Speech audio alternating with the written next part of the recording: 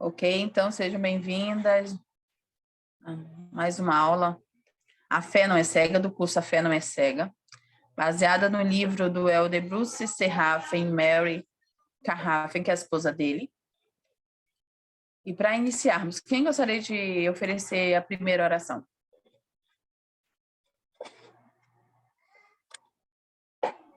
Eu passo. Ok, Sabrina. Tempo é seu. Nosso querido e amado Pai Celestial, somos gratos pela oportunidade que o Senhor nos deu de estarmos presentes aqui em mais uma aula.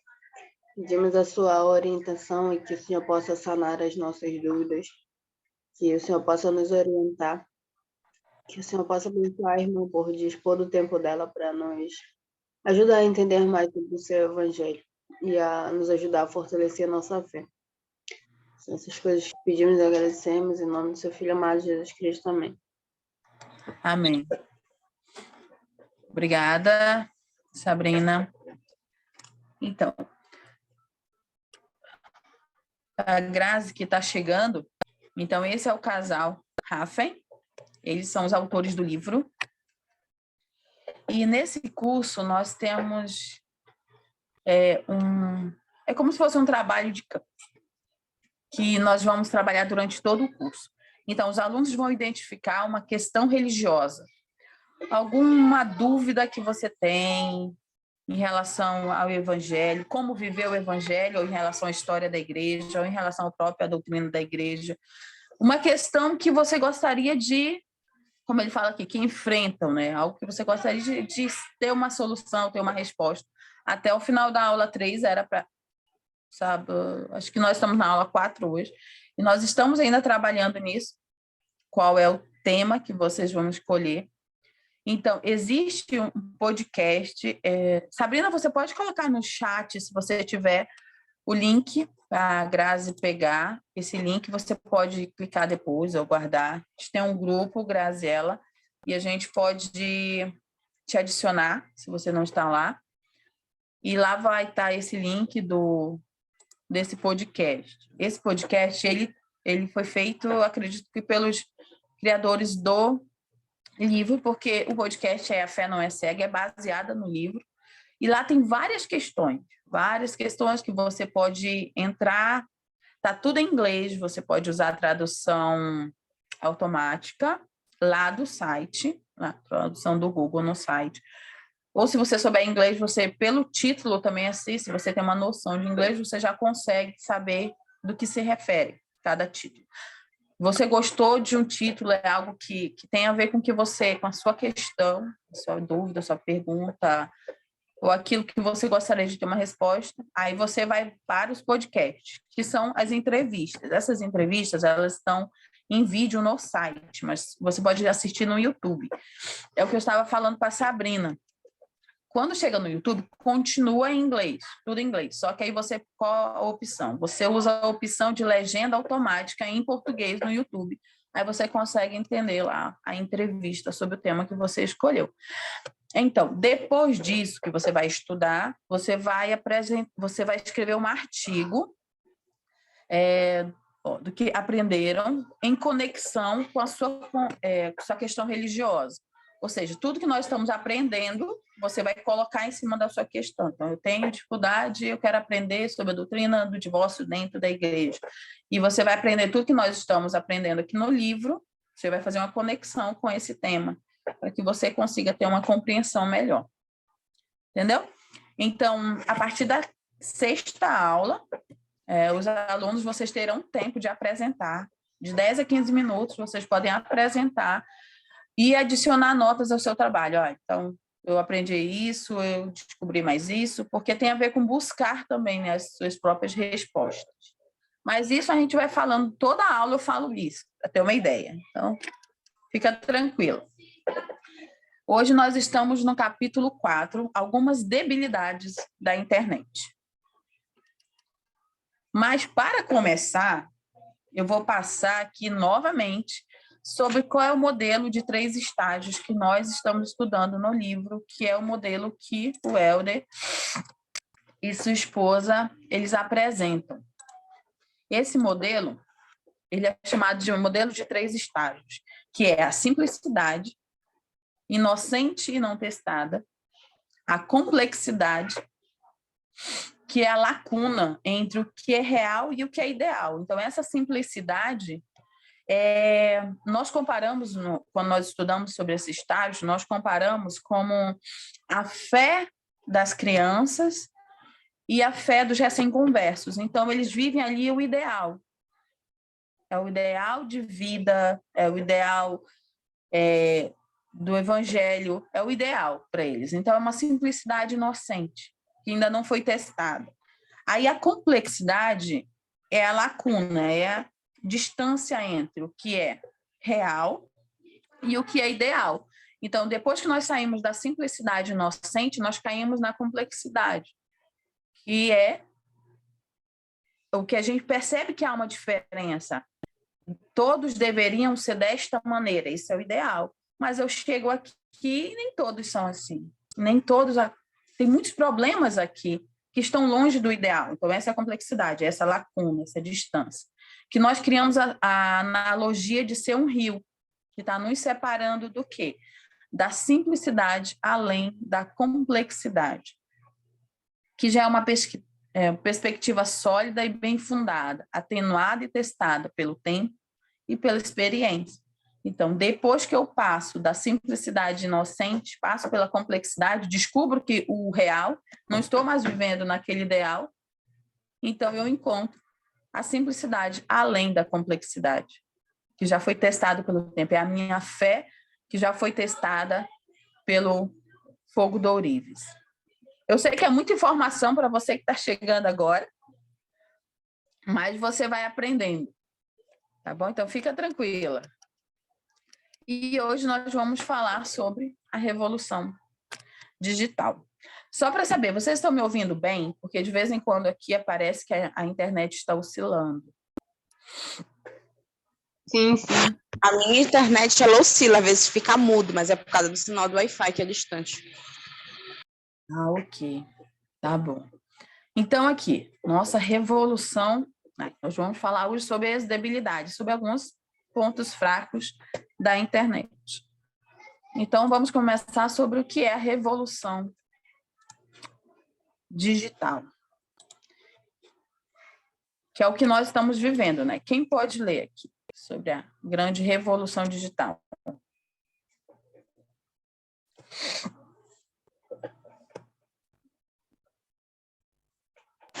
A revolução digital nasce de uma série de situações marcantes para o mundo.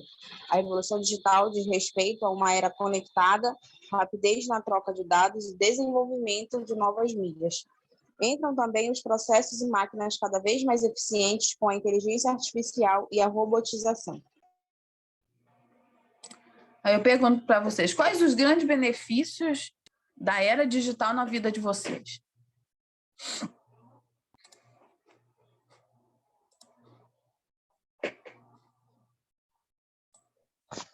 Uma vasta quantidade de informações que às vezes a gente tinha mais dificuldade para ir, por exemplo, ter que ir a bibliotecas atrás, né, para conseguir estudar. Hoje em dia a gente tem na palma da nossa mão, né? O Google dá tudo que a gente quer. Muito bom. Facilitou muito a vida dos estudantes, nossa. O que mais que vocês consideram uma grande bênção dessa revolução digital? Para mim, é a questão da Biblioteca do Evangelho, né? Eu era uma pessoa muito presa a ler livros. E a igreja incentiva que a gente use o aplicativo, que ele é já mais completo, né? Tem aquelas marcações, os links. Então, eu, como dou aula para a cidade de Socorro, é muito mais fácil de eu usar a biblioteca do que usar um bando de livro, apesar de eu ainda ter. Então, essa facilidade da era digital faz com que eu tenha uma certa facilidade e um acesso mais fácil a alguns assuntos, alguns materiais que vão ser essenciais para a minha edificação no Evangelho. Muito bom. Eu também gosto muito dessa facilidade da biblioteca. Eu gostava muito de ler físico, porque anotava. mas eu sempre fui uma pessoa que busco as referências. Então, eu encontro lá aquele A, aquele B, eu ia, né? Eu ia lá embaixo.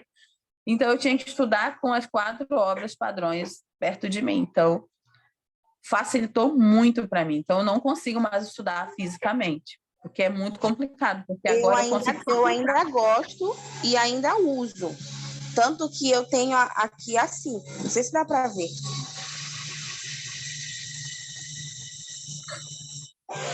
Dá para ver? Tipo uma papelaria que eu montei.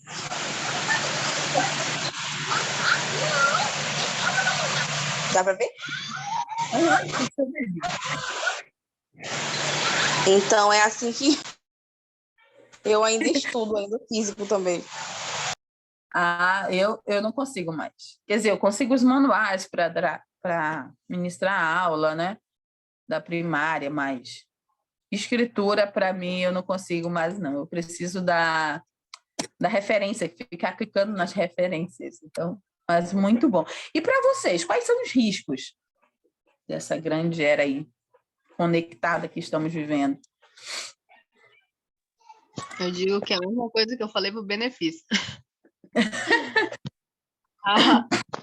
É muita informação, então, tipo, levando pro lado do evangelho, tem membros que, por exemplo, recém-conversos, que vão procurar em sites que não são confiáveis, né? Então, na internet, todo mundo tem a sua opinião, seja de pessoas que nunca entraram na igreja ou pessoas que se afastaram da igreja.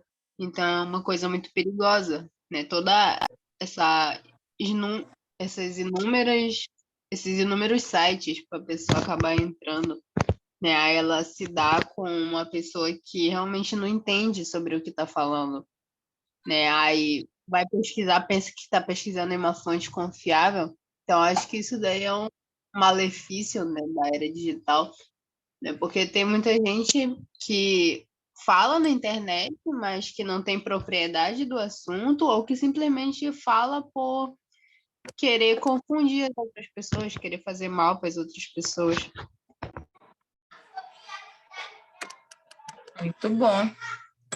Exatamente isso que o Helder ele fala. Aí, quem pode ler para a gente?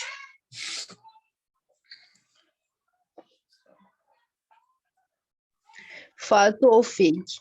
Entre os riscos, podemos afirmar que a revolução digital limita a confiabilidade das informações. Então, é justamente o que você falou.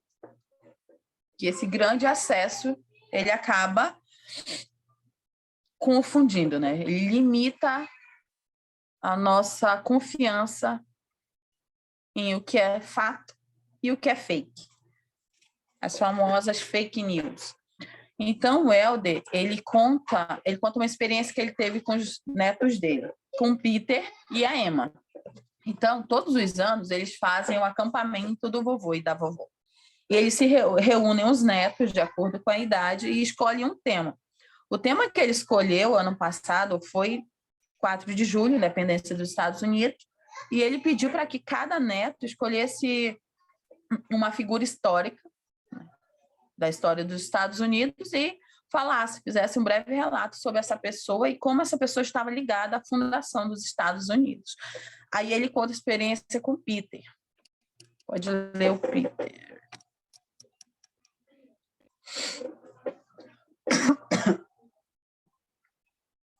Alguém pode ler. História do...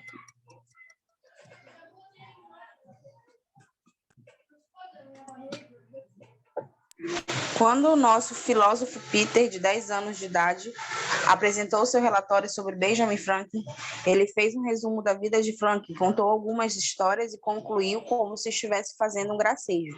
Mas ele não inventou a eletricidade como todo mundo pensa. Em seguida, sentou-se com um ar de elegância e passou para o próximo relato. Então, ele falou que ele ficou intrigado e no outro dia ele vai perguntar para o Peter o que ele quis dizer com isso, que Benjamin Franklin não tinha criado a eletricidade. Ele respondeu, bem, ele simplesmente não inventou a eletricidade. O que me leva à conclusão, olha o que o neto dele falou, que o que me disseram na escola não é verdade. Aí o avô dele, ainda intrigado, perguntou: você está falando da história da pipa e do raio? E ele falou: em parte, sim. Aí o Helder perguntou para ele: e onde você descobriu todas essas coisas? Ele falou: na internet. Então o Helder disse que ele foi e resolveu fazer uma busca no Google sobre Benjamin Franklin. E ele falou que ele não queria saber quem tinha inventado a eletricidade, mas ele se perguntava por que uma criança normal de 10 anos leu relatos na internet e, a partir do que leu, decidiu que o que estava sendo ensinado para ele na escola não era verdade. Então, ele foi ler as histórias e ele percebeu que, de fato, existiam muitas pessoas que estavam contestando a história de Benjamin Franklin, né? E, então, ele falou: será se o Peter ia continuar afirmando, como outras pessoas afirmam, que mentiram para ele, diante de algumas pessoas que estão contestando? Aí vamos passar agora para a história da Emma, outra neta. Pode ler lá a história da Emma. Emma, de 12 anos de idade, apresentou seu relato sobre Betsy Ross. Ela disse: bem, não temos certeza se Betsy Ross realmente fez a primeira bandeira. Isso não passa de algo que seu neto contou 100 anos depois. Nesse caso, não vou falar sobre ela. Em vez disso, vou apenas mostrar fotos de bandeiras americanas usadas ao longo do tempo. Seja bem-vinda, Gê. Hoje nós estamos falando sobre as debilidades da internet. E essa é a experiência que o Helder teve com a Emma, sua neta. A gente já passou pelo Peter, agora com a Emma. Aí ele disse assim: nossa, eu nunca tinha percebido uma natureza tão cética, né, em Emma. Aí ele também foi pesquisar sobre Betsy Ross. Nem eu sabia, porque não faz parte da nossa história, né, mas faz parte da história dos Estados Unidos, que essa mulher foi a que fez a primeira bandeira dos Estados Unidos. Tem, inclusive, uma ponte em homenagem a ela lá na Filadélfia, a essa mulher.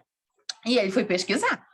Aí ele aprendeu que, apesar de ter levado todo o crédito, né, por ela ter sido a primeira mulher, a primeira pessoa a ter feito a bandeira americana, a primeira bandeira americana, não existia nada documentado a isso. E sim uma tradição verbal registrada, que foi, como um fato, a Emma falou, pelo neto dela, né, 50 anos após sua morte. Aí ele ficou pensando: na ausência de evidências documentais para dar crédito à história de Betsy Ross, será que os protestos de Emma estão certos? Os professores dela estão errando? E os professores de Peter também estão errando, falando algo que não é verdade? E que eles não devem acreditar nisso a partir do que eles aprenderam na internet? Essa foi a ponderação do Helder. E eu gostaria de perguntar para vocês: o que mais chamou a atenção de vocês nessa história? Essas duas crianças.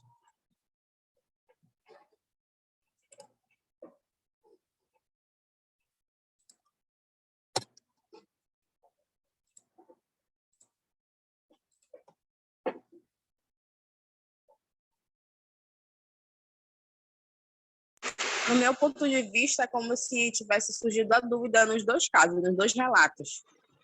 Algo que o vô tinha certeza, começou a questionar, a duvidar por causa da pesquisa dos netos na internet.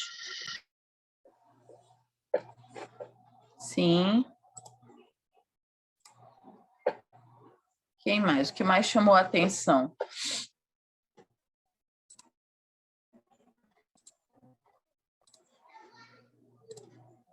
E por que vocês acham que os dois deixaram de acreditar, no caso Peter e Emma, deixaram de acreditar nos personagens que eles estudaram?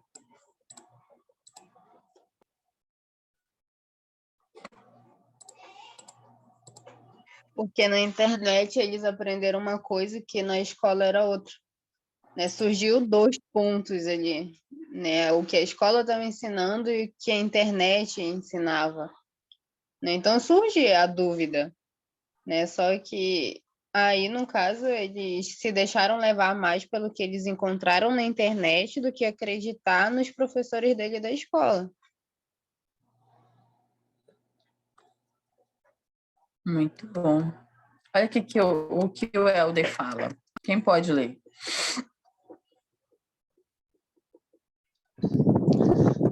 Todavia, o que é que existe na pesquisa online que possa minar a confiança em nossos alunos de que seus professores estejam dizendo a verdade? Seja o que for, poderia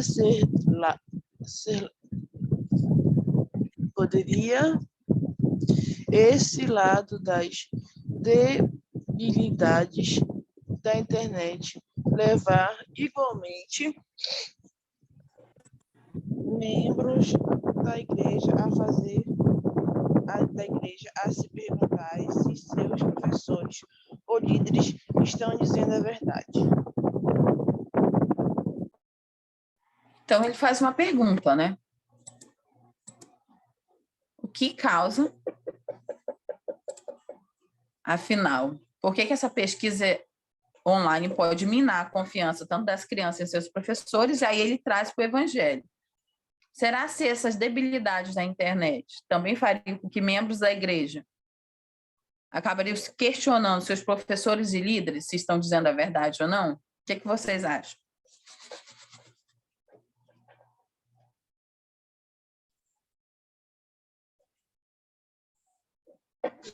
Eu passei por uma experiência com a minha mãe, que ela não é membro da igreja, ela é da Assembleia de Deus. E eu participava da mesma igreja que ela antes de conhecer o Evangelho. E uma das vezes, numa reunião que ela estava fazendo na casa dela, ela tinha convidado a pastora dela. E a pastora dela minou a cabeça da minha mãe com vídeos da internet. Esses vídeos eram de uma mulher que tinha sido membro da igreja por mais de 20 anos.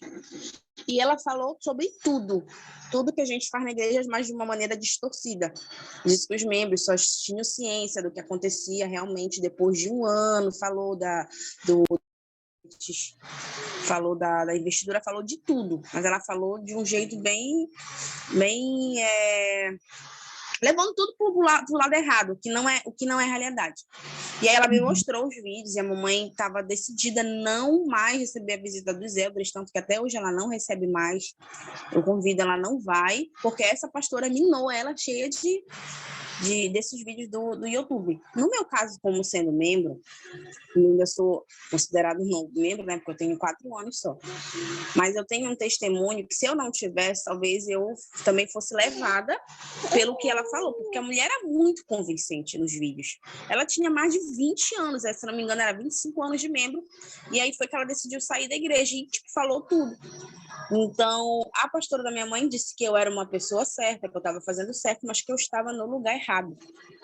E aí eu falei assim, olha, o seu Deus é o mesmo que o meu, mas na internet eu não vou conseguir obter o testemunho que eu tenho. Então, eu sei que essa igreja é verdadeira. Mas, se eu não tivesse o meu testemunho, com toda certeza, eu ficaria cheia de dúvidas e provavelmente questionaria todos os meus líderes. Muito bom. Excelente experiência. E aí, o que vocês, além da Grazi, vocês acreditam que isso pode acontecer?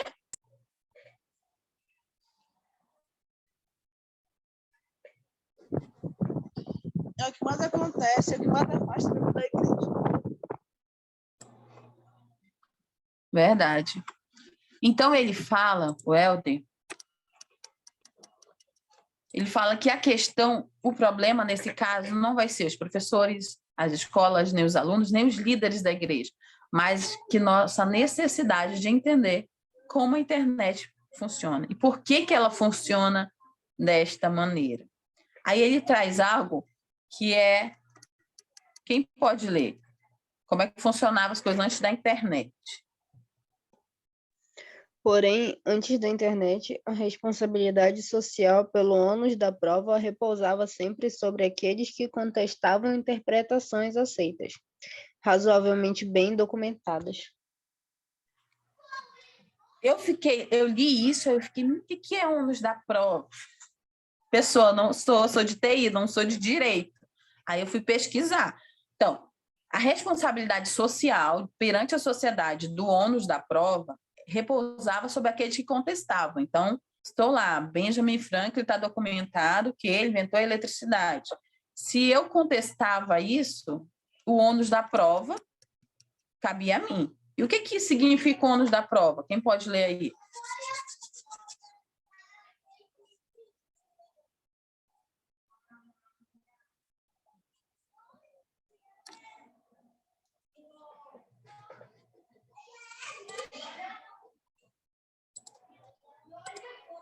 Ônus O da ônus da prova. prova significa o dever de comprovar o que se alega, ou seja, sustentar a verdade dos fatos apresentada por meio de provas ou evidências.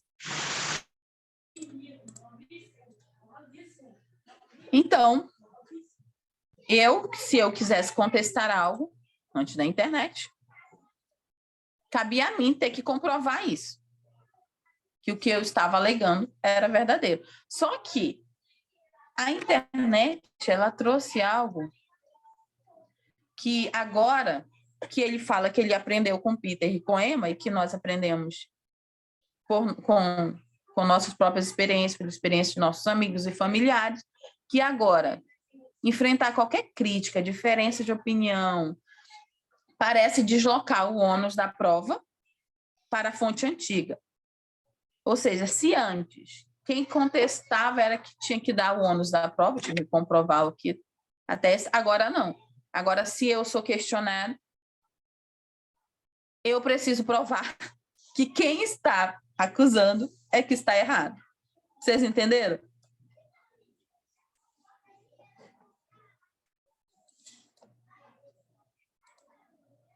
Vocês entenderam? Sim. E ele fala que hoje a maioria dos leitores não está preparada para entender esses critérios de mudança de ônus de prova. Muito menos para avaliar essas questões de qual fonte é verdadeira e de qual fonte é falsa. E ele fala sobre isso, sobre as crianças, como a Sabrina comentou sobre um dos grandes benefícios. Eu tenho uma prima que ela é formada em letras. E ela diz que ela não acredita na Bíblia. Porque quem foi escrita? Porque foi criada e não sei o que mais. Ela justamente busca esse ônus da prova, né? E é uma pessoa letrada. E até hoje ela diz que ela não acredita na Bíblia. Sim. A maioria, se você for observar, pelo menos na minha época, quando eu estudava faculdade, ensino médio, a maioria dos mais intelectuais, eles se diziam ateus. Então, eles buscavam essa comprovação que nós aprendemos que chega um momento em que é a fé que nós vamos exercer, que é o que nós estamos aprendendo ao longo do curso, de buscar uma confirmação espiritual para aquilo. E realmente, por estar ali na complexidade, entender a complexidade para poder passar para a simplicidade testada por nossas experiências e pelo conhecimento que adquirimos. Mas a maioria, de fato, dessas pessoas, elas tendem a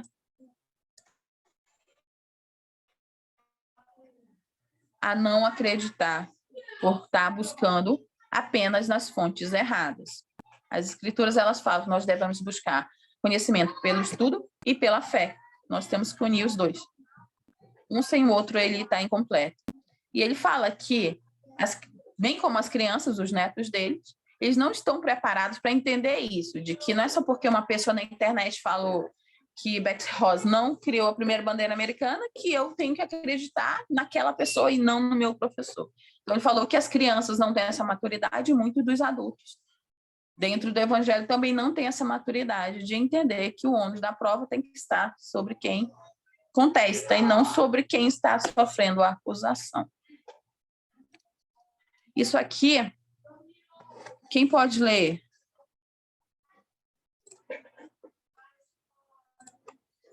É justamente o que eu estava falando, gente. Eu falei antes do slide. Mas podem ler, por favor. Hoje, de alguma maneira, enfrentar qualquer crítica ou diferença de opinião histórica parece deslocar o ônus da prova para a fonte antiga, como se levantar uma dúvida, aparentemente legítima, fosse suficiente para ganhar a sentença de condenação em um tribunal. de opinião pública. Infelizmente, algumas pessoas não são maduras o suficiente para ponderar evidências conflitantes e avaliar suas fontes. Muito bom. Então, eu vou passar aqui para vocês uma citação que está lá em Tópicos do Evangelho, respondendo perguntas do Evangelho, né? Uma das aulas passadas, que eu não lembro qual, eu falei sobre esses tópicos do Evangelho. Então, lá ele está ensinando justamente como responder perguntas do Evangelho e tem essa citação aí. Quem pode ler? Eu vou passar o link aqui no chat, tá? Uma habilidade essencial para aprender o Evangelho é ser capaz de identificar fontes confiáveis e autorizadas e avaliar os motivos daqueles que as prepararam. Não seríamos sábios se considerássemos todas as fontes como igualmente confiáveis e honestas, particularmente as que estão na internet. Então, o que nós aprendemos aí?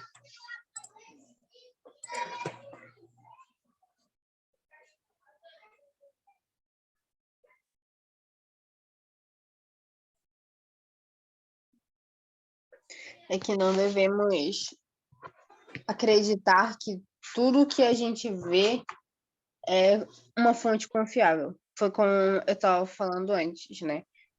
Tem inúmeras pessoas na internet que vão dar as suas opiniões, sejam elas boas ou ruins, né? Então a gente tem que procurar o que é dito na igreja. Quando a gente tem uma dúvida, vai no site oficial da igreja, mas ainda tem pessoas que vão em sites que não são de fontes confiáveis. E é aí que gera o problema. Porque, como ele mesmo diz, a gente não pode considerar que todas as fontes são igualmente confiáveis e honestas. Vai ter gente, por exemplo, como eu acho que foi a Grazi que falou, né? Sobre aquela mulher que passou 20 anos dentro da igreja, mas se afastou. Né? Tem esse tipo de pessoas, né, que são membros da igreja, mas se afastaram. Tem pessoas que nunca entraram na igreja, mas têm opinião formada sobre os membros. Né? E tem as fontes confiáveis, que é o site da igreja. Né? Então, a gente não tem como falar assim, tudo que eu vou encontrar dentro da internet é uma fonte confiável, eu posso acreditar, porque não é. A gente sempre tem que procurar cada vez mais.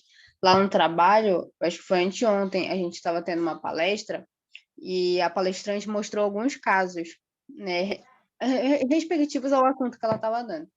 Ela disse, mas eu só trouxe aqui esses casos para vocês depois de pesquisar em inúmeros sites, para ver se era uma fonte confiável, para ver se era verdadeira essa história, para me poder mostrar aqui para vocês como um exemplo. Então, é a mesma coisa. A gente não pode simplesmente acreditar, eu vi no site da internet que a igreja apoia a poligamia.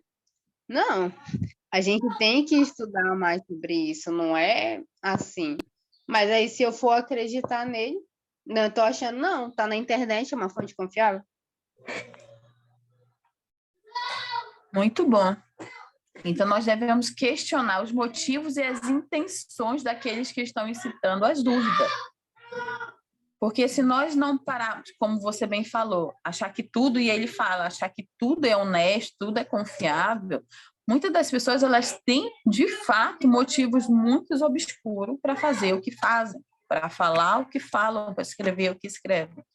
Então, nós devemos ter essa habilidade para saber identificar esses motivos e essas intenções. Eu tenho uma experiência que...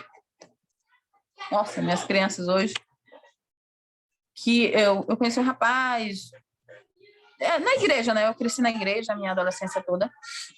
E, posteriormente, eu comecei a observar que a irmã dele estava postando, isso faz anos, quando começou ali o Facebook, faz tempo mesmo, começou a postar coisas contra a igreja. Eu falei, gente, a família dela toda era da igreja, né? Ela era cunhada dele.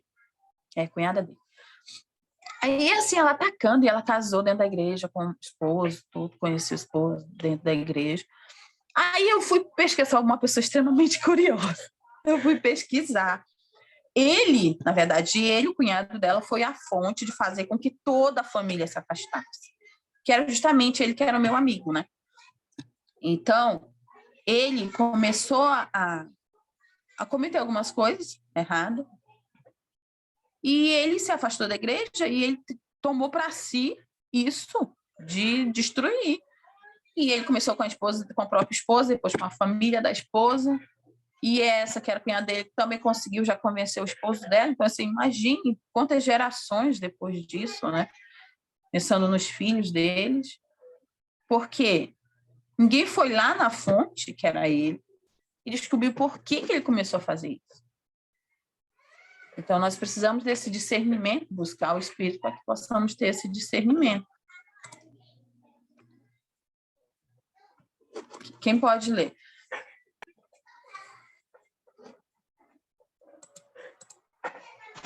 A verdade é que, à medida que nossos filhos ou outras pessoas aprenderem mais do que podem compreender sobre algum assunto muito profundo, por exemplo, história, religião ou sexo, ao navegarem na internet, vamos todos ter que lidar com o que virá depois, pessoal e socialmente.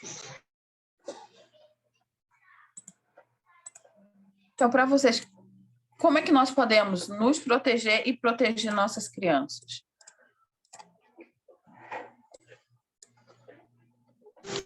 Eu estava lendo um discurso da penúltima conferência, se não me engano, e a presidente da primária, ela comentou sobre isso nesse discurso, como nós deveríamos criar nossos filhos.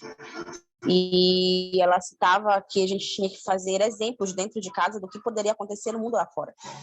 Então, se as crianças passassem por exemplos dentro de casa, elas saberiam como lidar com os exemplos e, posteriormente, com certeza, saberiam lidar com o mundo lá fora. E isso é uma coisa que eu comecei a aplicar, né, depois desse discurso da conferência, com a minha filha. Eu tenho 2 filhas, uma de 4 e uma de 1. A de 4 entende mais do que a de 1. Então, a gente começa a colocar esses exemplos dentro de casa, eu e o pai dela. Então, quando ela vai para fora, ela já está um pouco mais experiente, digamos assim, porque a gente aplica os exemplos anteriormente, para que ela não seja pega de surpresa. Muito bom.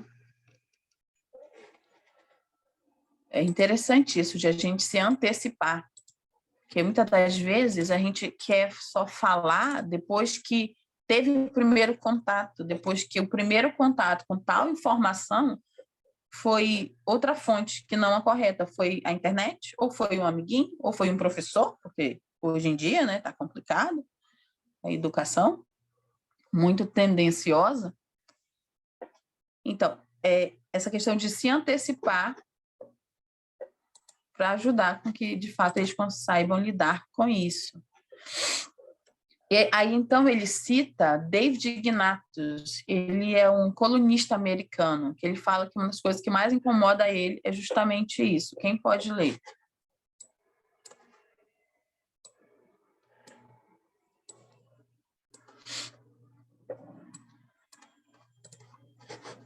As pessoas parecem não saber mais o que é verdade a respeito de qualquer assunto. Estamos percebendo que as mídias sociais podem ser tanto uma ferramenta de engano quanto de verdade. Vocês podem dar um exemplo disso? Eu sei que nós temos inúmeros exemplos do poder das mídias sociais de ser uma ferramenta, tanto de verdade quanto de engano. Eu não tenho... Como é que é aquele negócio? O pessoal vê TikTok. Ah, também. Mas eu tenho Instagram. E no Instagram eu sigo 2 pessoas. Um é um pastor e outra é uma psicóloga infantil que fala sobre essas coisas, né? Esse pastor não é pastor, ele é um personagem. E ele fala muita coisa louca. Ele fala muita coisa louca e engraçada. Eu sigo ele porque eu acho engraçado. Aí é cômico. Hã? É um perfil cômico. Isso. Comédia, comédia. Ele é um pastor que fica falando coisas que não é pastor. E eu acho engraçado que, tipo, ele fala, os personagens dele fala, né? Ele é o... Esqueci agora o nome dele, acho também que não é bom divulgar. E aí falaram assim, bonito esse pastor que ganha dinheiro dos fiéis e tem aí esse carro tal. Aí foi que ele resolveu falar nos vídeos dele que ele não é pastor. É um personagem. Ele falou assim, varão, você está tomando muito chá. O personagem dele é isso, né? Ele usa as coisas antigas, espirituais, digamos assim, os termos crentes para falar coisas engraçadas. Assim, varão, você não está muito bem na cabeça, a varoa está atribulada na sua cabeça e tudo mais. Eu não sou pastor é um personagem, eu tenho um emprego e tal. E aí, depois disso, gerou uma mudança lá, porque muitas pessoas que seguiam ele achavam que ele era pastor de verdade. E assim, ele é um personagem, ele é um personagem. Eu comecei a rir, achei mais engraçado ainda. Né? Ele é um fake. E aí, só que ele é um fake simples, chocado que é um fake. Mas eu achei interessante ver as pessoas que não sabiam que ele era um fake. Achavam que ele realmente era um pastor. E eu tenho essa psicóloga que eu sigo. Ela deixa bem claro que ela é psicóloga, que ela é formada nisso. E ela fala muita coisa sobre como conversar com nossos filhos a respeito do sexo, a respeito de abuso, como ela foca muito nisso. Como a gente, nesse ambiente, nesse mundo hoje em dia tão abusador, né? Então, não é abuso, não é violência sexual, é abuso sexual, né? Que hoje em dia os vídeos, tu tá aqui na rua, a música tá ouvindo, ele te leva a isso. E ela faz estudos, ela mostra pesquisa e tudo mais. Então, eu tenho as duas experiências. De um fato, que é essa psicóloga, que ela vai dando formas de como você falar para os seus filhos, todas as coisas, sem estar mentindo, e vai te encaminhando por como falar sobre qualquer coisa que você for perguntar. E tem esse fake, essa experiência, né, que é um pastor, que não é um pastor. E é isso. Eu acho que as pessoas hoje em dia estão tão vidradas em ver alguma coisa e acreditar nisso, né? Eu concordo com isso. E começar a acreditar que aquilo é verdade, em vez de chegar e procurar se realmente isso é verdade, né? Eu gosto muito do que essa psicóloga fala, mas antes de eu começar a usar os métodos dela e tudo mais, eu procurei ver tudo a respeito de que ela estava falando. Porque ela deixa lá fatos para você pesquisar. Só que hoje em dia as pessoas tão preguiça, preguiça de ver se realmente o que está vendo é verdade. Não, prefere ficar no vídeo, prefere ficar no que as outras pessoas falam. É que nem em relação ao evangelho. As pessoas ficam tão focadas em ouvir o testemunho das pessoas e concordar, do que procurar ter o seu próprio testemunho. E aí, quando vem alguma coisa que afeta, que abala, ela se afasta. Muito bom. Muito bem colocado, Gê, sobre que existe na internet os fake e muitas das pessoas elas não entendem que aquilo é fake por não buscar a fonte correta daquilo. Vendedores de dúvidas. A indústria do tabaco, o Helder Raffen, ele cita a indústria do tabaco, ela desenvolveu em 1990 uma estratégia projetada para minar a confiança do público nas descobertas científicas sobre os riscos do fumo para a saúde.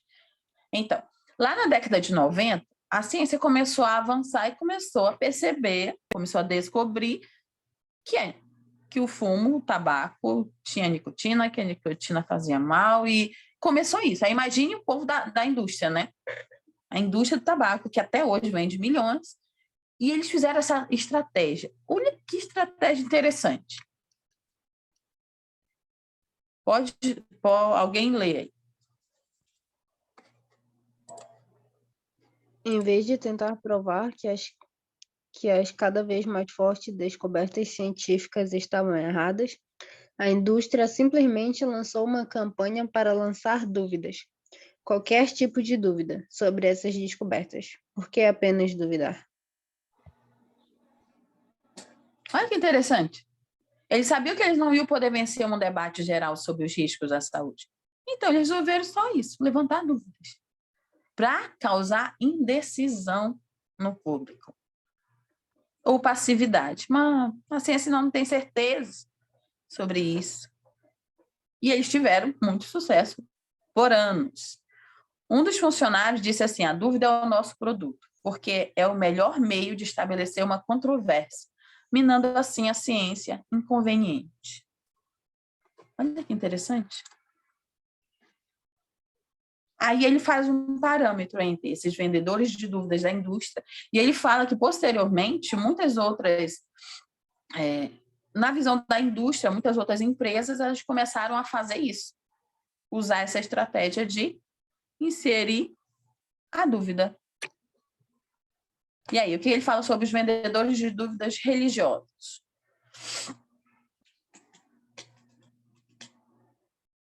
Quem pode ler?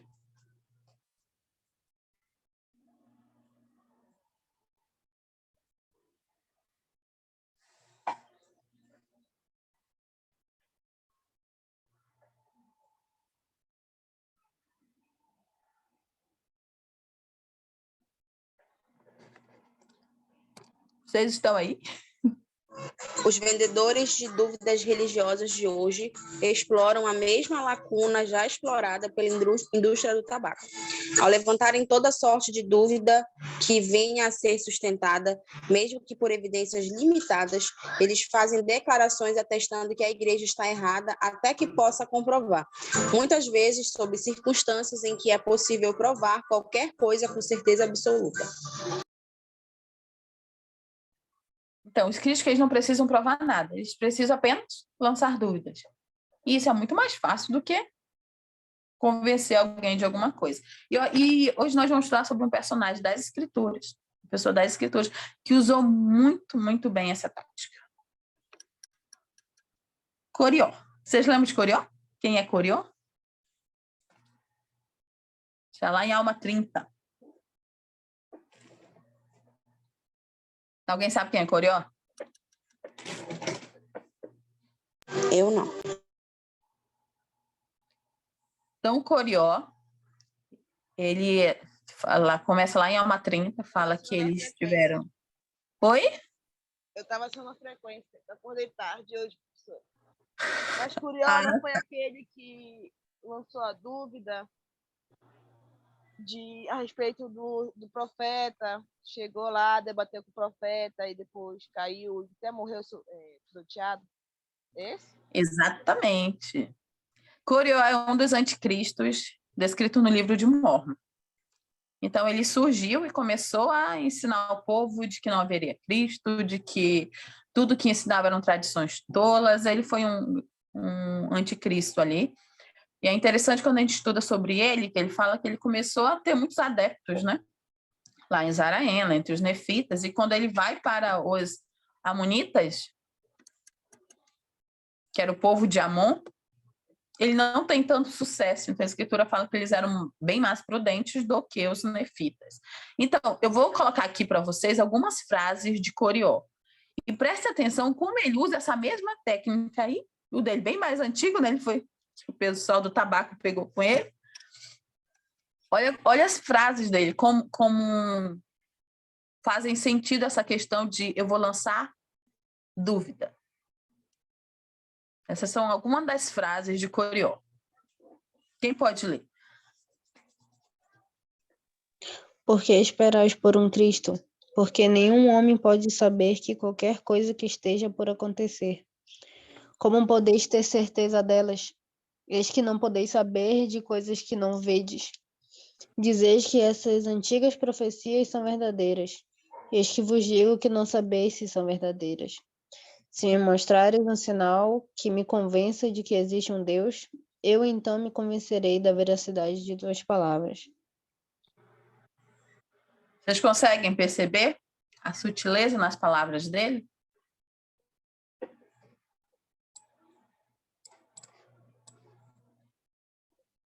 E para vocês, por que ele obteve tanto sucesso entre os nefitas? Isso era o que ele ensinava. Porque ele tá falando que nem o inimigo, que nem o que faz com a gente. Ele Oi, tá eu não usando a estou verdade. ouvindo. Não tá ouvindo? Bem baixo. Tá ouvindo agora? Sim. É porque ele tá usando... Peraí, que eu perdi o meado. Ah, tá. Ele tá usando o que nem Lúcifer faz com a gente. Ele tá usando meias verdades, né, para introduzir a mentira dele. Porque é verdade que a gente não pode saber de coisas que nós estão por vir. É verdade que a gente não vê, né, como fala, cadê? A gente não está vendo o que acontece. Mas é meia verdade, porque se a gente usar as escrituras, a gente usar o que o profeta fala, ter uma revelação, a gente vai saber de coisas que vão acontecer. Mas ele pega isso, ele pega meias verdades e transforma em dúvida. Que é isso que acontece, como tu falaste, com tudo ao nosso redor, que bota contra a igreja, né? Usa meia verdade para usar como verdade. Um dia desse estava falando isso, até uma aula que teve sobre a respeito do líder, que eu falei, quando eu falei sobre ser cremado. Ele pegou uma meia verdade e transformou em verdade porque era verdade para ele aqui, né? Então a gente toma cuidado isso não só com o que a gente vê fora, mas também com o que a gente vê dentro da igreja, porque o evangelho é perfeito, nós somos falhos. Então tem muitas pessoas que pegam meias verdades, que lê no manual, que lê no manual do aluno, que lê no manual geral da igreja, aquele azul bonito, que pega coisas antigas e continua usando como verdade hoje, né? Então, tem coisas que a gente tem que aquela questão de ver e procurar ver todos os fatos, né? E ponderar e orar, né? O Deus simplesmente ele veio e deu o exemplo perfeito de que a gente tem que orar para o Senhor e perguntar se essas coisas são verdades e se são verdades só para mim, né? Porque usando a palavra de sabedoria, eu não tomo Coca-Cola porque vai mal. E se tu tem gastrite, realmente não deve beber Coca-Cola. Eu tenho gastrite e peco nisso, tá? Eu tenho tolerância à lactose, não vou mais beber mais leite. É um testemunho, é uma verdade que foi revelada para você. Não é que agora a gente não vai mais poder comer um brigadeirinho na igreja. Se você tem tolerância à lactose, não vá. Você sabe que vai fazer mal para você, para o seu tempo, né? É isso, questão dessas coisas. Muito bom. É interessante isso, que de fato nós temos que tomar cuidado com isso. Muitas das coisas nós vamos buscar revelação e vai nos ser revelado algo individual, como a G bem falou, a questão da palavra de sabedoria. Então, eu sei que eu tenho coisas que eu não posso ingerir, porque eu sei, para mim, aquilo faz mal. Então, eu vou estar quebrando a palavra de sabedoria para ingerir tal substância. Mas isso sou eu. Eu não posso pegar e falar para a G, para a Sabrina, para a Grazi, olha, você não pode, você me falou que eu não posso. Porque quem pode receber revelação para toda a igreja é o profeta. Muito bem colocado aqui para nós essa questão, G. E aí, Grazi, pode falar, por que você acredita que ele teve tanto sucesso entre os nefitas? Pode falar. Eu acho que ele teria sucesso com qualquer povo, porque quando a gente não tem porque quando a gente não tem um estudo das escrituras, quando a gente não tem uma fé alicerçada, fica um pouco mais difícil vencer o homem natural. E as escrituras dizem que o homem já tem tendência ao mal.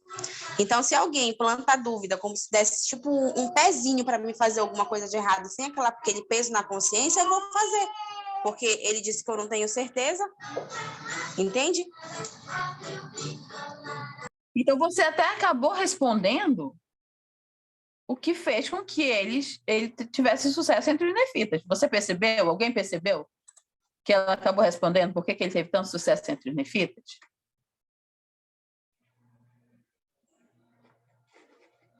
Conseguiram perceber?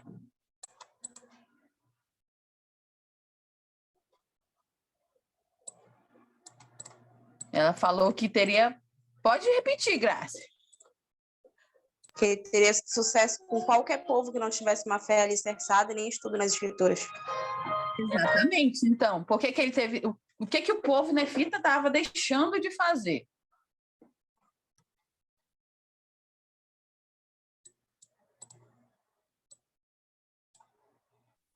Na própria história do Curió, né, conta que ele foi primeiro... Ele foi, né? Esse também foi, né? É o mesmo. Ele foi primeiro entre os Antineflei. Na antinefenei. verdade, ele começou ali entre os nefitas e acabou indo para a terra de Gerson, que é justamente os antinefleitas. Pois é. E quando ele foi nos antinefenei, eu só sei chamar o povo do amor. Povo de amor. Quando ele foi lá naquele povo, eles começado a ter uma fé tão firme no evangelho. O que aconteceu? Eles não deram bola para eles, pegaram ele e jogaram ele para fora da cidade. Porque sabia que ele estava falando besteira. Assim, né? Não deram atenção, não deixaram minar aquilo no coração dele. Quando ele foi no povo nefita, que já estava um povo que já tinha muito tempo de membro da igreja, eu compareço muito com a igreja, cara. Uhum. É isso aí. Eu vejo o povo amor assim, um povo assim, beijinho na igreja, mas que está com firme, que ele é firme na igreja, sabe? De que não, tá falando besteira esse cara, tira ele daqui. E esse povo, os nefitas, não, eles já tinham, assim, tanto tempo de membro da igreja, né? Somos o povo escolhido, né? E ele, somos um doido, e deixou ele lá, falando besteira para outras pessoas. Uma pessoa que não está mais tão firme no evangelho, ou então uma pessoa que não tem um testemunho tão firme no evangelho ainda.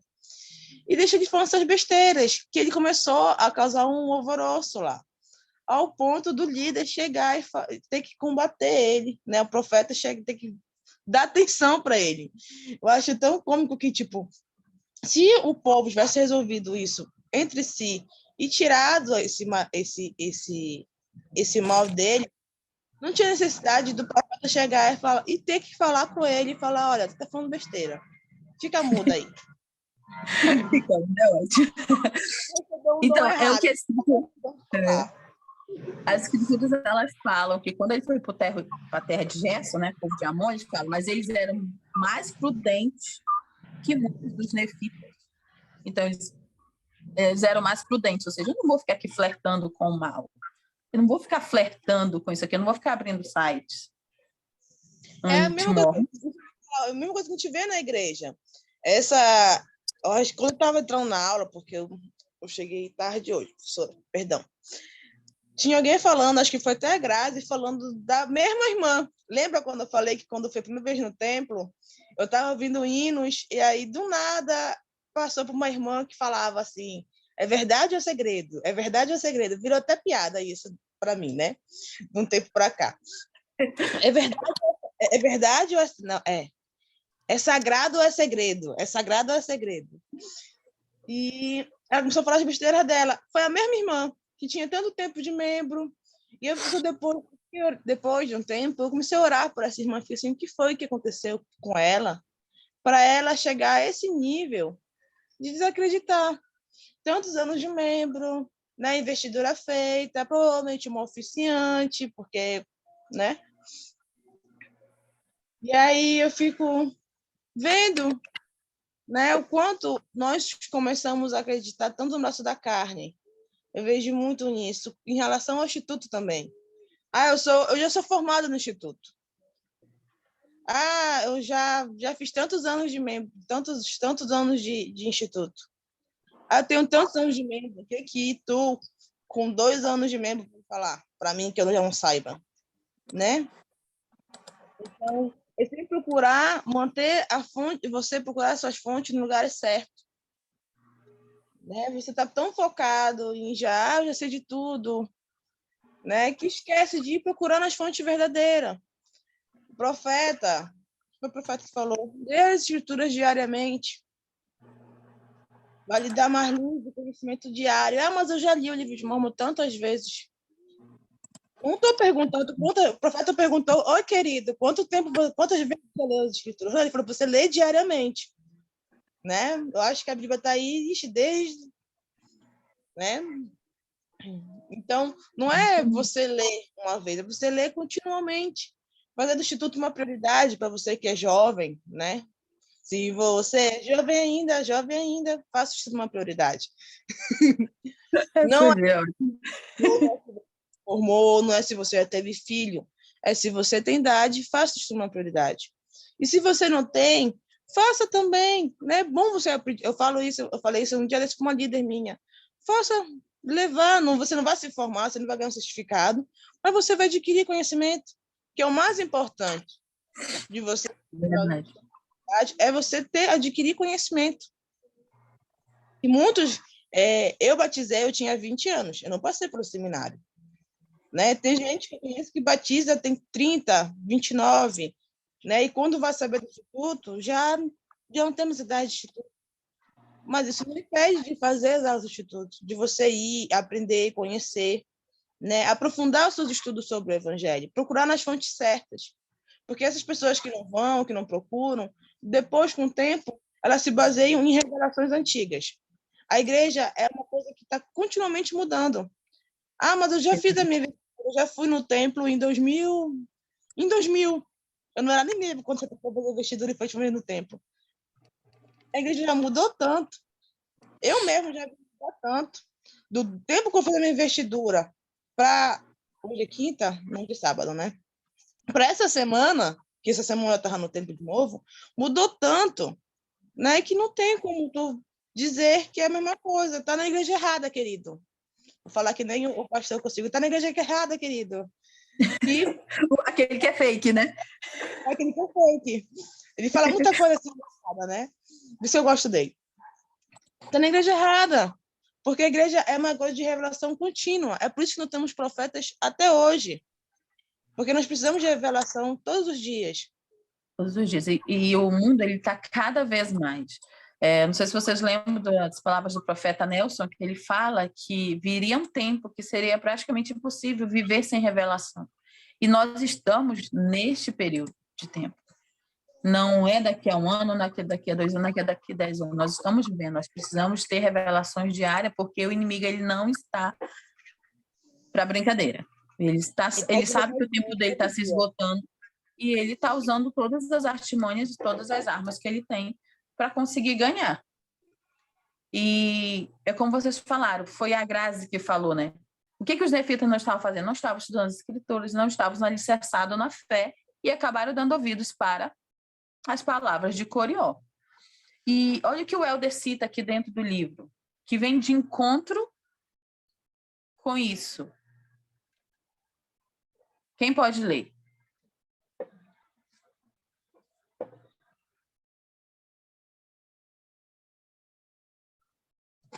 Cadê vocês? O maior estudo feito sobre notícias falsas até o momento, cientistas do Instituto de Tecnologia em Massachusetts, eu acho que assim se fala, em 2018, descobriram que histórias falsas têm 70% mais probabilidade de serem viralizadas do que histórias verdadeiras, talvez porque sejam mais envolventes ou provocativas.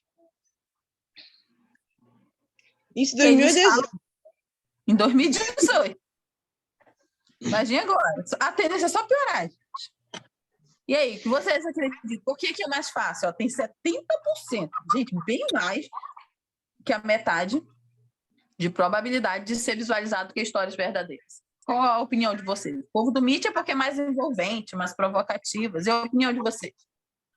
Eu acho que é mais maléfica. As pessoas hoje em dia gostam muito de ver o caos. Gostam de ver a maldade. Né? É assim, é uma opinião minha. Uma coisa que eu vejo porque as pessoas gostam do BBB. Eu nunca assisti BBB, mas eu vejo que as pessoas gostam de BBB. Por quê? Porque eu gosto de ver aquele caos, aquela perturbação, aquelas pessoas ali. Eu não gosto. Eu não gosto de ver aquelas pessoas se sentindo mal, pessoas se degradando umas com as outras, por causa de um dinheiro, sabe? É uma coisa assim desesperador para mim. Eu não acho interessante. Eu não acho interessante, sabe?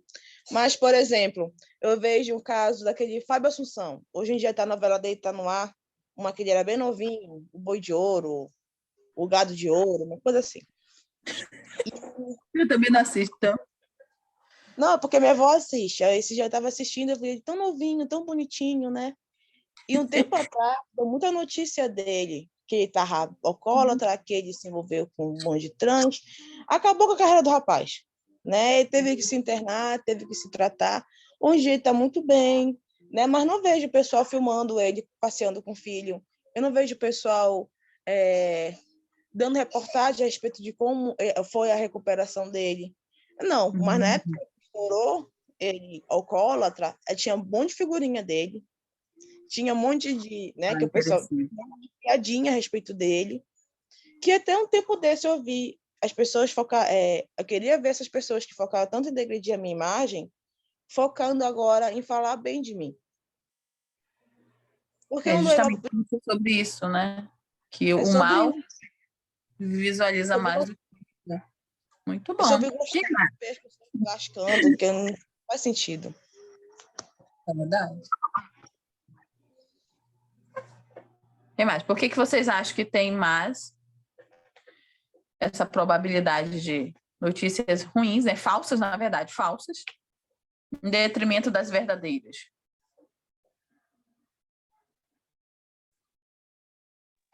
A G já falou tudo. Eu acredito que já se encaixa até no padrão, né, do casal, que eu acho que as notícias falsas, elas podem vir de um jeito mais simples. Tipo como o Coriol apresentava. Ele apresentava meio que uma forma de fatos. Assim, né? Ele fazia as pessoas acreditarem em tudo aquilo, né? Podia ter uma meia-verdade, sim, né? Mas ele mostrava com exatidão, com plena certeza daquilo. Então, acho que as notícias falsas hoje em dia vêm muito nesse jeito, né? Elas, apesar de serem notícias falsas, elas vêm de uma forma simples e direta, como se fosse algo verdadeiro mesmo. Então, acho que é algo mais fácil das pessoas acreditarem. Elas sempre são bem apelativas, é urgente, notícia de última hora, então elas sempre são bem mais apelativas. E olha que interessante, olha o que Coriol falou depois que ele ficou mudo. Lembra lá que ele pediu até um sinal para a alma, né? Ele teve que ser entregue para a alma, porque os juízes supremos das outras terras, que ele estava nas cidades, não, esse homem é muito duro, ele tá até provocando Deus, vamos mandar para a alma. Então, quando ele chega com a alma e ele começa a falar a mesma coisa, e a alma fala, você vai continuar fazendo isso? Aí ele fala, se tu me der um sinal de que existe, eu vou acreditar em tuas palavras. Aí a alma fala, como tu estás tentando, Deus? Se você tentar de novo, eis que eu vou te dar um sinal. Então, ele fala, tu duvidas de novo de que existe um Deus? Aí ele falou, eu não... É interessante que eu falo, deixa eu ler aqui as escrituras. Aí ele fala assim, negarás outra vez que exista um Deus e negarás também o Cristo? Pois eis que te digo que sei que existe um Deus e também que o Cristo virá. Isso é a alma falando.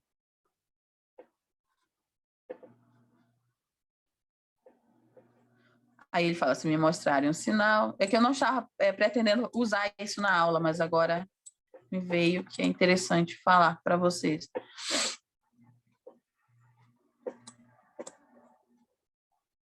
Aí ele fala, para que nunca... Eis que Deus te ferirá de modo que ficarás mudo, para que nunca mais abra a boca, nem enganes este povo. A alma fala para ele. Aí então Coriol responde, não nego a existência de um Deus, mas não acredito que exista um Deus. Aí é quando a alma pega e diz, então ficarás mudo. E olha o que ele fala depois que ele recebe esse sinal. Olha como faz sentido com esse estudo aqui. E com o que nós aprendemos que o que faltava com o povo nefita. Quem pode ler? As próprias escrituras. Vocês conseguem ler? Tá pequeno? E Coriol, estendendo a mão, escreveu, sei que estou mudo, porque não posso falar, e sei que nada a não ser o poder de Deus poderia fazer-me isso. Sim, e eu sempre soube que existe um Deus, mas eis que o diabo me enganou, porque me apareceu na forma de um anjo e disse-me: vai e regenera este povo, porque todos se perderam, seguindo um Deus desconhecido. E ele disse-me: Deus não existe. Sim, e ensinou-me o que eu deveria dizer. E eu ensinei as suas palavras. Ensinai-as, porque eram agradáveis à mente carnal, e ensinai-as até obter muito êxito, tanto assim que eu realmente acreditei que eram verdadeiras, e por essa razão opus-me à verdade, até trazer sobre mim esta grande maldição. Então, o que nós aprendemos com a história de Corió sobre o que faz com que as notícias falsas elas sejam bem mais viralizadas, visualizadas do que as verdadeiras? Porque elas são agradáveis à mente carnal. Exatamente. E o que nós podemos fazer para não sermos enganados? Se nós sabemos que esse é o problema. Orar e jejuar, irmão. Orar e jejuar. O que mais? Vamos lá. O que nós podemos fazer para não ter uma mente carnal, né? Porque já descobrimos que ter uma mente carnal é o que vai nos fazer ser enganados por Satanás. Eu costumo dizer que ganha sempre que a gente alimenta mais, né? Se eu alimentar o meu espiritual mais do que o meu carnal, com certeza o espiritual vai ganhar. Mas se eu continuar fazendo coisas carnais, alimentando a minha carne, que já grita por natureza, com certeza o carnal vai ganhar. Aí a gente se pergunta, como é que eu vou alimentar o meu espiritual? Foi como a gente falou, fazendo jejum, fazendo estudo das escrituras e renunciando à nossa própria vontade, porque a nossa própria vontade é todo dia. É questão da palavra de sabedoria. Se eu posso comer aquilo, eu como, mas se eu não posso comer, eu vou ir comer, então eu estou alimentando a minha carne e não o meu espiritual. Se eu gosto de assistir aquilo, mas eu não devo assistir, eu vou assistir, eu estou alimentando o meu carnal. Então é sempre fazer aquele, não é nem o equilíbrio, né? É fazer mais o espiritual do que o carnal. Muito bom. Quem mais?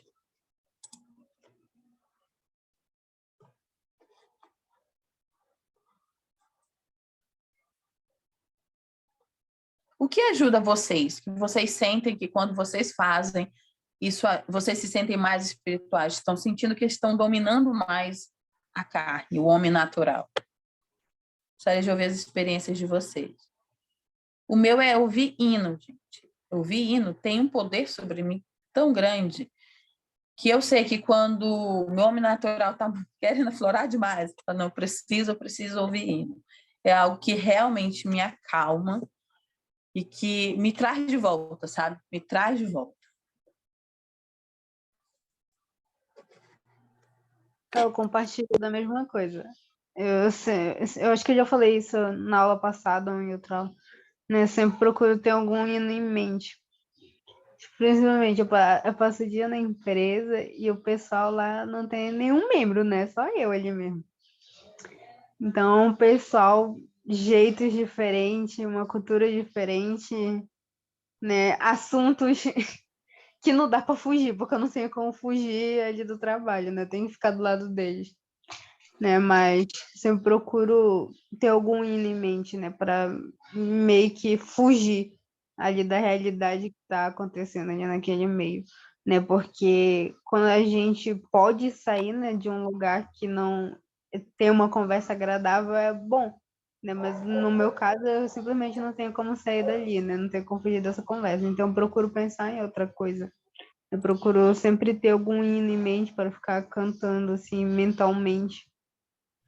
Então, os hinos também me ajudam bastante nesse ponto. Aqui em casa eu tenho um hinário e todo dia eu procuro cantar, aprender novos hinos. Eu não sei todos os hinos do hinário, né? Mas sempre procuro aprender o ritmo de todos eles, né? Para ter mais hinos em mente, justamente para esses momentos.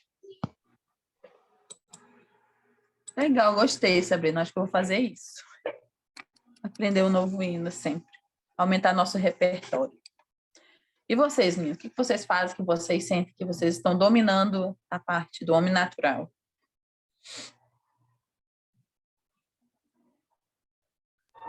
Eu tenho uma certa dificuldade para ir no templo, né? Porque a minha bebê mais nova, ela mama e não tem como ir com criança, né? Então, geralmente eu pago para alguém ficar para mim poder ir. E quando eu estou muito, assim, atribulada, que eu sei que a carne está vencendo e que eu preciso de um refúgio, eu vou para o templo. E eu saí de lá lembrando dos meus convênios, eu saí de lá sabendo o que eu estou fazendo, ou se eu não sei o que eu estou fazendo, pelo menos o Senhor vai me dar um puxão de orelha, alguma coisa assim. Porque geralmente eu vou para alguma sessão de iniciatória, de vestidura, e logo depois eu vou para a sala celestial. E já fui, acho que umas 3 vezes com dúvidas e perguntas, das quais o Senhor só me respondeu uma vez. As outras 2 eu saí sem resposta. Mas mesmo sem resposta, eu sabia o que fazer. E saí totalmente diferente da forma que eu entrei. Muito bom. Gê, quer comentar?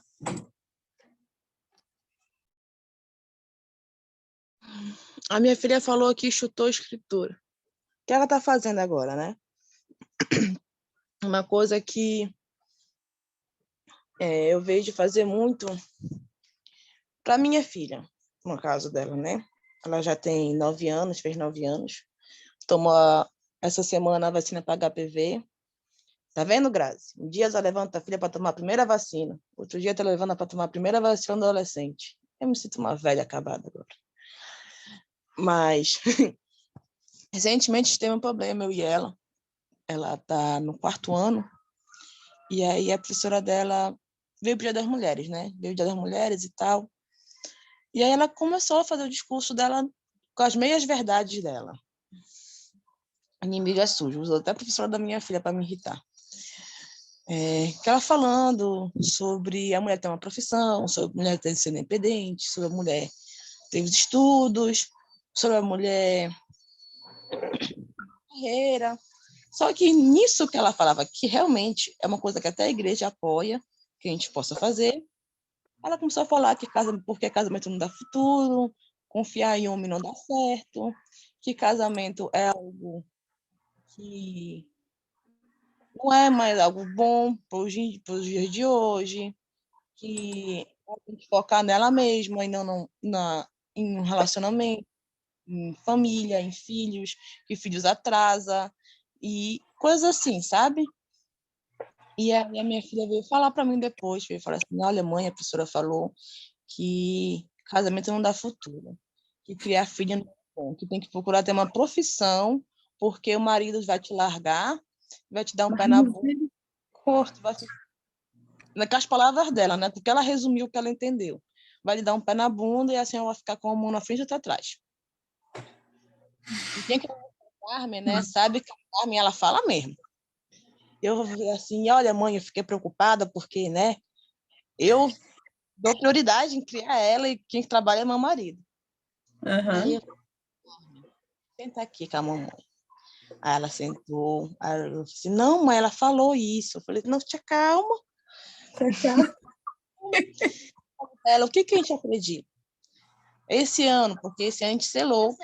Não, fica quieta aí, que eu vou aqui com elas. Não sei se falando assim. O que a gente acredita? O que a gente sabe sobre as famílias? As famílias são eternas, né? Esse ano a gente selou, eu, ela e o meu marido, né? Foi assim, a gente vai ser uma família para sempre. E eu não posso acreditar que a minha família é para essa vida, como é que eu vou acreditar que ela é para sempre? Eu falei, olha, essa pessoa provavelmente, minha filha, é uma pessoa frustrada com o casamento.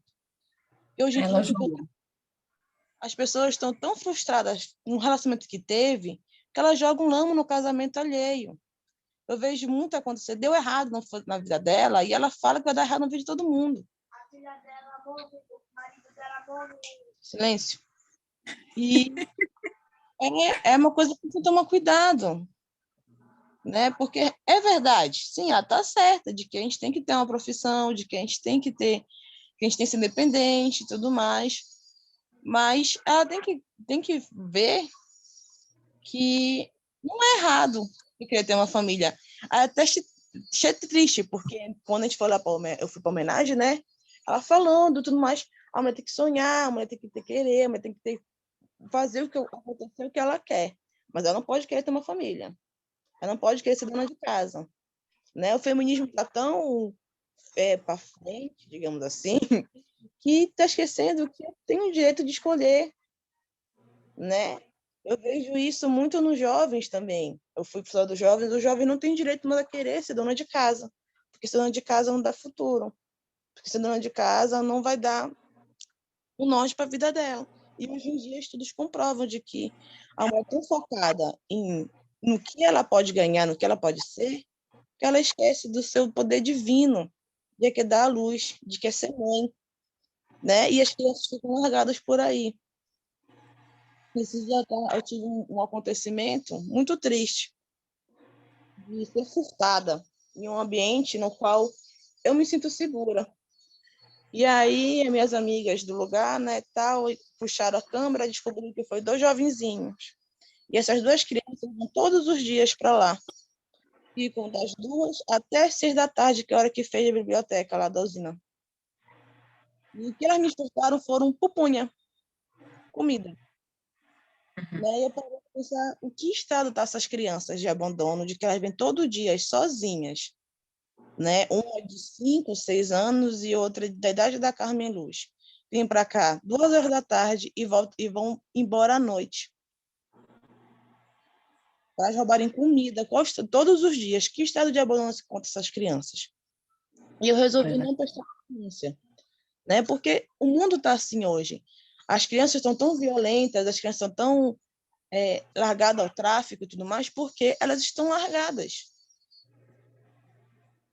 Não tem alguém lá guiando essas crianças para que no futuro seja algo melhor.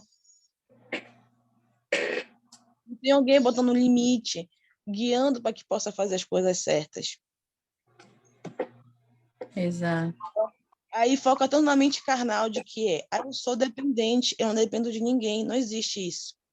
Você sempre vai ser dependente de alguém. Você vai ser dependente do trabalhador, você vai ser dependente do cara que paga, deixa você morar no lugar que você está. Eu estou pagando, mas você tem que depender de alguém para alugar para você esse lugar. Né? A pessoa foca tanto na mente carnal de que eu consigo, de que eu posso, de que eu sou, de que esquece do seu poder divino, do seu ser divino, do que o seu propósito principal nessa terra. Muito bom.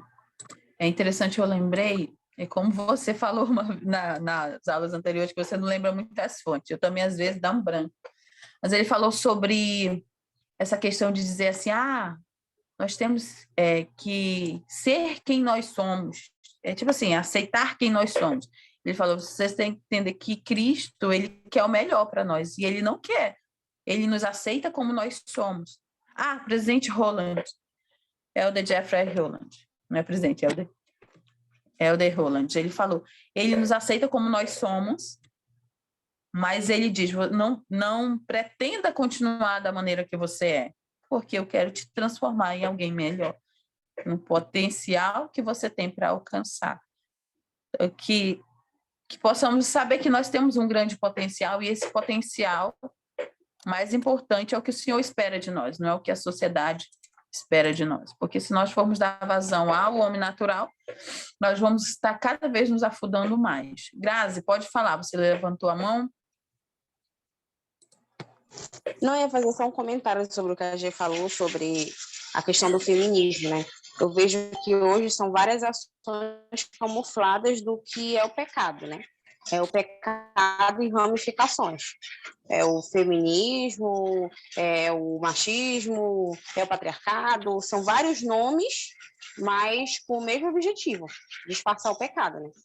Porque hoje as mulheres, eu sou feminista, e é um feminismo tão violento agressivo que as pessoas usam como desculpa, porque a mulher sofreu, porque isso, porque aquilo. Eu, por exemplo, um tempo atrás, eu dizia que eu era muito feminista, porque casar, ter filho, ser dona de casa era uma coisa que não se enquadrava nos meus parâmetros. E para mim aceitar, ficar em casa e me dedicar às minhas filhas foi muito difícil. Eu trabalhei até os 2 anos da minha filha mais velha, com essa daqui eu não estou trabalhando, assim, fora, né? Mas ainda assim tenho meus trabalhos porque eu não consigo ficar sem trabalhar e sem colaborar financeiramente para casa. Mas as pessoas lá fora dizem, se tu não estiver trabalhando é porque tu larga a tua vida, né? Tu abre mão da tua vida, tu perde tua identidade, e se tu trabalhar, tu acaba largando teus filhos. Então, tem sempre alguém que vai reclamar e sempre alguém vai dizer que tá errado. Então, como saber que eu estou fazendo certo? É recebendo uma revelação pessoal. Então, eu recebi uma revelação pessoal, né, Pai Celestial, de que no momento eu deveria cuidar das minhas filhas, cuidar do meu marido, cuidar da casa. Posteriormente, eu posso trabalhar? Posso. Posteriormente, eu posso não trabalhar? Posso não trabalhar. Mas eu estou aqui para fazer a vontade dele, não a minha. É difícil? É difícil. Não é fácil para uma pessoa que sempre trabalhou. Mas quando a gente tem um foco, um objetivo, qual é o foco? Eu tô aqui para quê? Só para comer? Só para pagar dívida? Só para me estressar? Só para me aborrecer? Não, isso aqui é uma passagem, não é definitivo. O que eu adquiri aqui, o que eu estou fazendo aqui é uma prova para saber se eu estou apta a voltar ao convívio com o Pai Celestial, porque a gente tem uma vida pré-mortal e eu preciso saber o que eu era antes e o que eu vou ser depois, se eu vou conseguir evoluir como pessoa, porque o profeta ele diz que a perfeição não é ser, né, sem defeitos, e sim todos os dias aperfeiçoar aquele teu defeito. Se hoje eu consigo ser 50% defeituosa, digamos assim, amanhã eu vou trabalhar para me ser 49%. Então, se eu trabalhar todo dia no meu ser, melhorando 1%, no final do ano eu melhorei 365%, que é o melhor que nada. Perfeito. Muito bom. Essa é a questão de nós buscarmos o Senhor. O Eldenil L. Anderson, em outubro de 2012, na Conferência Geral, num discurso intitulado Prova de Vossa Fé, ele falou o seguinte: sempre houve pessoas querendo desacreditar a igreja e destruir a fé. Hoje elas usam a internet. Algumas das informações sobre a igreja, por mais convincentes que sejam, simplesmente não são verdadeiras. E o Elder Rafa, ele fala, dúvidas e questionamentos sempre vão existir. E muitas das vezes não é trazida por nenhum inimigo. E elas fazem parte, é uma oportunidade de aprendizado e crescimento. Mas ele falou que nós devemos colocar o ônus da prova, lembra o ônus da prova, no lugar onde o salmista o colocou. Quem pode ler? Salmos 9 e 10. E os que conhecem o teu nome em ti confiarão, porque tu, Senhor, nunca desamparastes os que te buscam. Então, como nós estamos estudando, sempre vai haver a complexidade. Nós precisamos passar pela complexidade. Nós não podemos ficar do lado da simplicidade inocente. Mas nós temos onde buscar respostas. Nós sabemos em quem confiamos. Devemos continuar confiando nele sempre. O Salvador, ele é a luz, ele é a verdade do mundo. E ele precisa ser a verdade e a luz da nossa vida. Como a Grazi falou, que ela buscou o Senhor. Eu compartilho com ela. Para mim também foi muito difícil deixar o trabalho para me dedicar aos meus filhos. Mas era o que o Senhor esperava de mim, é o que Ele espera de mim, e nós podemos sentir paz e alegria quando nós fazemos a vontade dEle. Mas nós precisamos buscar saber por nós mesmos. Porque eu não posso viver de revelação alheia. Meu esposo não pode chegar para mim e dizer, olha, eu senti, o Senhor me falou que deve ser isso, e eu obedecer cegamente. Ou um bispo, um líder, um presidente de Estado, o profeta falar e obedecer cegamente. Lembra que o nome do curso é A Fé Não é Cega. Eu preciso saber por mim mesmo. Como a alma fala, não pensais que eu sei isso por mim mesmo. Não, eu busquei, eu orei, eu jejuei por muitos dias para saber a vontade do Senhor. Então, esse é o papel que nós temos diante das complexidades da vida. Buscar saber da fonte correta. E quando nós sabemos, só assim nós vamos saber por nós mesmos. e nós vamos poder estar da simplicidade do outro lado da complexidade, que é quando nós sabemos do ideal, não ignorando o real, mas tendo a confiança em Deus e em Cristo de que nós estamos no caminho certo. E essa aula que eu compartilho com vocês, em nome do Salvador Jesus Cristo. Amém. Amém. Lembrando, vamos aqui, antes mesmo de a gente encerrar a gravação, nós precisamos já ter um tema, a Sabrina já tem um tema dela, uma das questões que ela vai trabalhar. G, você já tem? Você escolheu? É ótimo. Eu vou mentir, eu vou passar aqui. Sim, com Não certeza. pode. Você já tem? Não. Que legal. Não, sério. Ó, próxima semana, por ser semana de conferência, nós não temos aula. Vai ser semana de recuperação. E eu acho que vocês vão receber no grupo de alunos de vocês, do Instituto, como é que vocês podem fazer essas recuperações. Grazi, você pode assistir essas aulas, elas ficam gravadas, elas estão... Eu acredito que o Anderson manda o link para vocês, eu subo essas aulas, eu mando lá no Drive. Então, você pode assistir as aulas anteriores. E o podcast, você colocou aqui, né, Sabrina? O link do podcast e o link da frequência para vocês. Mas entrem lá, escolham um tema. E, G, se está muito difícil, escolhe só um, assim, não precisa nem ser tão profundo uma questão da minha alma, mas escolhe um para a gente conseguir trabalhar as ferramentas e os princípios que o casal Raffen nos ensina no livro em cima dessas questões. Tudo bem? Quem pode ir? Tá todos os temas. Um saquinho, assim. Eu tô pensando em fazer desse jeito, entendeu? Eu vou pegar todos os temas, botar num saquinho, assim, sacudir, e esse vai ser o ajuda. Eu não lembro agora. Foi em um treinamento digital, online, que a pessoa falou assim, olha, se você está em dúvida entre 2 projetos, se você não consegue decidir, coloca no saco. Ele colocou exatamente isso. Pega o primeiro que saiu, sem titubear, faça esse projeto. Então, G, faz isso. Pega os que mais... E sempre pegou um lá, vai nele. Quem pode oferecer a nossa oração de encerramento?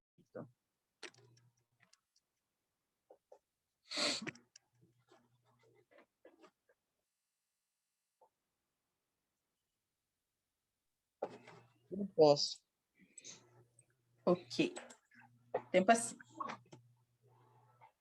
Querido Pai Celestial, agradecemos pelo dia de hoje, agradecemos por essa aula que tivemos, e agradecemos por ter o seu evangelho restaurado, agradecemos por ter um profeta que nos guia, agradecemos por todas as tribulações que passamos, Pai, pois elas nos tornam melhores e mais firmes no evangelho.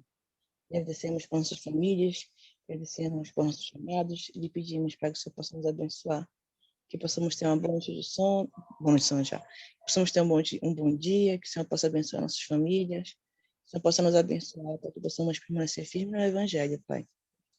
E com essas bênçãos que nós lhe pedimos e agradecemos. Nosso Filho amado Jesus Cristo também. Amém. Obrigada, G. E lembrando que vocês têm acesso ao livro lá no grupo, tanto do Instituto quanto no nosso, e é o capítulo 5, a próxima aula. Ambiguidade produtiva. Capítulo 5. Deixa eu interromper aqui a gravação.